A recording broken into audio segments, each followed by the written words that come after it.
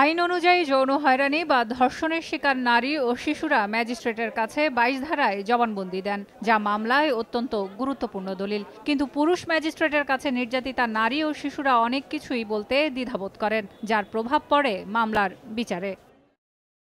এমন প্রেক্ষাপটে যৌন হয়রানি বা ধর্ষণের শিকার নারী ও শিশুদের জবানবন্দি একজন নারী ম্যাজিস্ট্রেট লিপিবদ্ধ করার নির্দেশনা দিলেন সুপ্রিম কোর্ট। দীর্ঘদিন পর হলেও সর্বোচ্চ আদালতের এই নির্দেশনাকে স্বাগত জানিয়েছেন সাবেক বিচারকরা।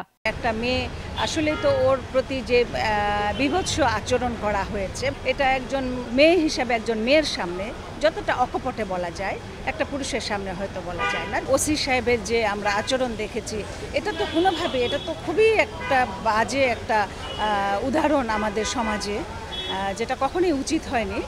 আর পুলিশের কাছে কোনো বক্তব্য, এটার তো কোনো মূল্য নেই।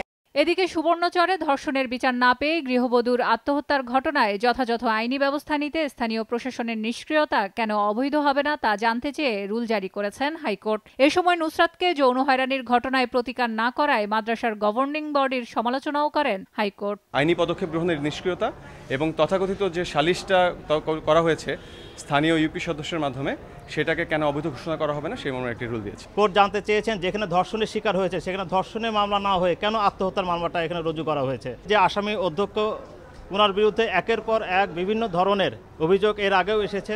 গভর্নিং বডির যারা সদস্য ছিলেন বা দায়িত্বশীল ব্যক্তিরা ছিলেন, তারা কেন আগেই তার বিরুদ্ধে কোনো ব্যবস্থা গ্রহণ করেন নয়, এবং যদি সেটা করা হতো তাহলে তো আজকে নুসরাতকে এই পরিণতিটার শিকার হতে হতো।